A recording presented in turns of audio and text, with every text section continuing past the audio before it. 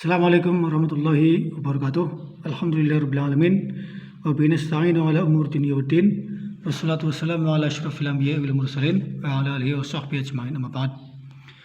Para siswa kelas 11 MAB dan 11 MADI, pada kesempatan kali ini kita akan melanjutkan pelajaran adab akhlak dengan tema kita membahas masalah keempat atau risalah keempat dengan judul At-Tahdzir minal hasadi wa bayanil khatari. At-tahdziru minal hasadi wa bayan khatarihi. Ya, peringatan keras terhadap sifat hasad dan bahayanya. Jadi, peringatan keras terhadap sifat hasad atau dengki ya, sering diterjemahkan ke Indonesia sebagai dengan arti dengki, iri dan dengki, ya. Peringatan keras ya terhadap sifat hasad dan bahayanya. Kita masuk ke definisi ya. Final hasad khuluqun zamim.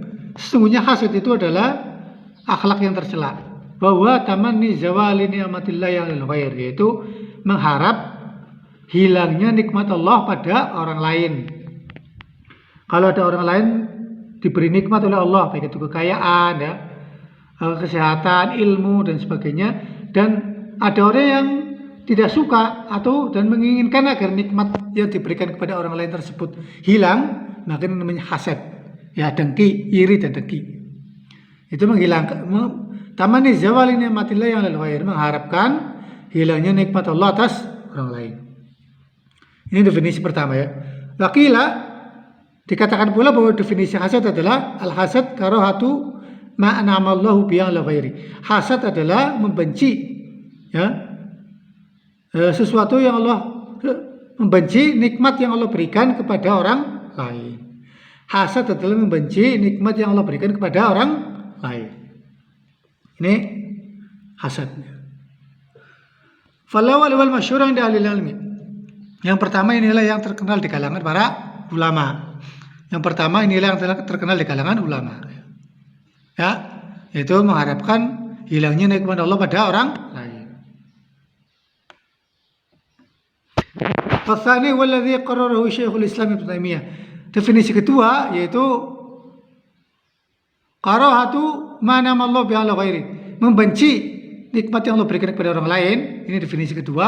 Ini yang ditetapkan oleh Ibnu Taimiyah, yang dipilih oleh Ibnu Taimiyah. Jadi Ibnu Taimiyah itu mendefinisikan hasad sebagai karahatu ma namallahu bi ala ghairi. Sedangkan yang masyhur di kalangan ulama adalah yang pertama, tamanni zawali ni'matillahi 'alal ghair.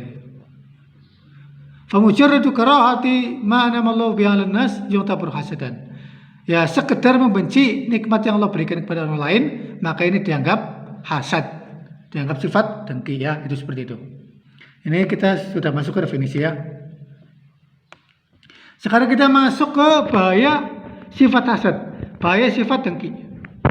Wal hasadu madurru katsirah. Hasad itu bahayanya sangat banyak ya.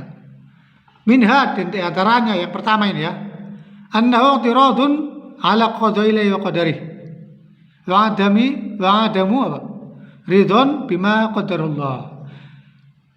Bahaya hasad yang pertama adalah ya, satu, melawan takdir Allah Subhanahu wa taala. Melawan takdir Allah Subhanahu wa taala, tidak ridho terhadap takdir Allah. Ini bahaya yang pertama, dan ini bahaya. Kalau seorang itu melawan takdir Allah itu sangat berbahaya. Ya, karena orang yang hasud ini membenci nikmat yang Allah berikan kepada orang yang dihasudi, yang dia dengki. Ya, ini bahaya yang pertama. Bahaya yang kedua, min hanal hasid yabqa daiman fi qalaq. Orang yang hasud, orang yang hasad ini selalu gelisah. Selalu gelisah hidupnya dia ya. Jadi seperti dia. Karena setiap kali dia melihat orang lain dapat nikmat, dia tidak suka dan mengharap nikmat tersebut hilang. Ya, ini dia hidupnya tidak tenang, hidupnya selalu gelisah, hidupnya selalu resah. Ini bahaya yang kedua ya. Jadi mengotori hati saja nih sifat hasad. Yang ketiga, aminanil ghalib minal hasid yabghi 'alal maqsud. Secara umum, orang yang memiliki sifat hasad itu orang yang hasad kepada orang lain, dia akan berbuat zalim kepada orang yang dia dengki. Jadi kalau ada A misalkan, A ini dengki kepada B, A ini hasad kepada B, maka dia akan berusaha untuk menzolimi B, menjatuhkan, bahkan menyakiti si B ini ya. Ini namanya hasad ya. Bahaya hasad yang ketiga. Yang keempat, memindahan al-hasid fi syibhul min al-yahud alladzina yahsuduna an-nas ala ma atahum Allah min fadli. Bahaya hasad yang keempat adalah bahwasanya orang yang hasad itu mirip orang Yahudi. Karena orang Yahudi itu hasad terhadap manusia ya. Hasad terhadap selain Yahudi yang telah diberi nikmat oleh Allah Subhanahu wa taala. Ya. Kemudian dia kelima, bahaya hasad yang kelima adalah anal hasid yahtaqiru ni'matallahi alaihi. Orang yang hasad, orang yang dengki ini dia membenci ya, atau meremehkan. Orang yang hasad ini meremehkan nikmat Allah yang diberikan kepadanya. Ya. Lianau yaronal maksud takmalu bihi. Karena dia menganggap bahwa orang yang dia dengki lebih sempurna dan lebih baik darinya. Jadi orang yang hasad ini dia meremehkan nikmat Allah padanya. Karena menganggap orang yang lain itu lebih baik darinya. Nikmatnya diberikan kepada orang lain lebih baik dan lebih banyak darinya. Ya ini bahaya nih ya. Dia meremehkan nikmat Allah yang diberikan kepadanya. Inilah hasad, bahaya hasad yang kelima. Yang keenam, bahaya hasad yang keenam adalah anal hasad yadullu ala danatil hasid. Hasad ini menunjukkan hinanya orang yang hasad. Jadi orang yang dengki itu hina. Dengan adanya sifat hasad menunjukkan bahwa orang yang hasad ini orang yang hina ya. Wa naw syakhsun la yuhibbul khaira lil ghair. Dan bahwasanya dia itu orang yang tidak menyukai kebaikan pada orang lain. Orang yang hasad itu hina. Jadi tidak suka bila orang lain diberi kebaikan dan nikmat oleh Allah Subhanahu wa taala. Jadi sangat berbahaya ya. Bahaya hasad ini ya.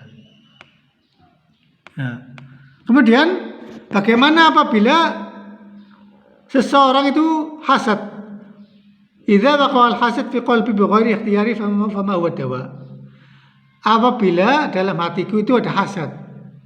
Apabila dalam hatiku itu ada hasad atau kedengkian kepada orang lain, tapi tanpa keinginanku, tanpa kehendakku. Ya.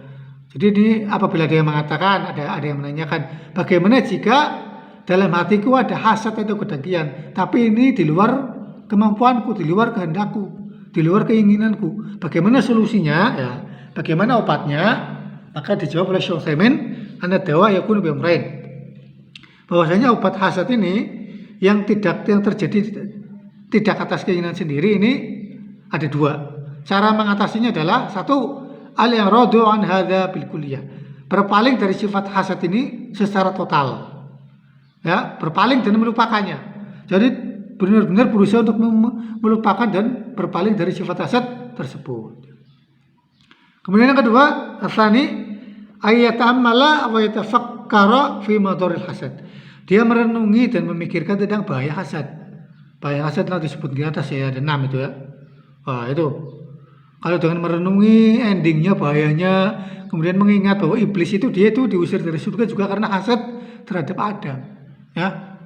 Bahayanya itu iblis hasad kepada Adam, akhirnya dia dibinasakan, dikutuk, dilaknat dan dikeluarkan dari rahmat Allah Subhanahu wa taala, sehingga dia menjadi orang yang putus asa, makhluk yang putus asa sampai hari kiamat dan menjadi penghuni neraka jahanam ya.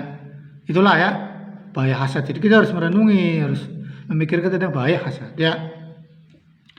Demikianlah pembahasan pada kesempatan kali ini, yaitu menjelaskan tentang bahaya hasad ya, definisi hasad, bahaya hasad, dan cara mengatasi hasad yang terjadi di luar kehendak kita ya.